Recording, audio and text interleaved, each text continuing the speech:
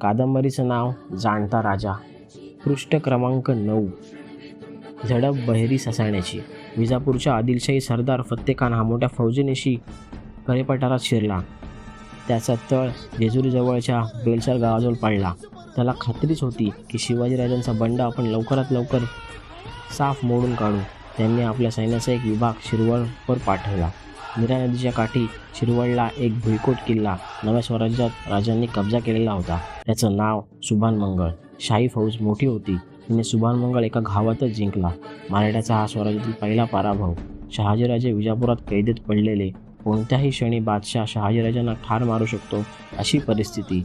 पूर्वी असे सगळ्याच बादशहांनी अनेक लोक मारून टाकल्याच्या आठवणी ताज्या होत्या.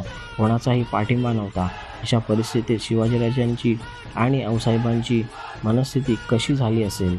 लक्षात येते ती एकच गोष्ट की इतक्या भयंकर आणि भीषण मृत्यूचे तांडव दिसत असूनही ही मायलेकरं थोडीसुद्धा कचरली नाहीत. त्यांचा आत्मविश्वास जबर होता. राजे रायगडावर आपला डाव आखीत होते.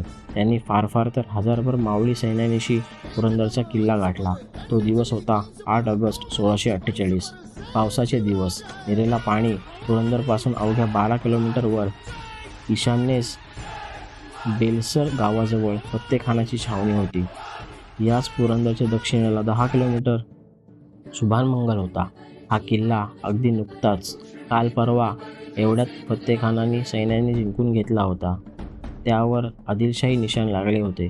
शिवाजीराजांनी रात्रीच्या काळोखात बेलसरजवळच्या शाही छावणीवर अचानक छापा घालण्याचा आणि शिरवळच्या सुभानमंगळवरही हल्ला करून तो किल्ला जिंकून घेण्याचा डाव आखला.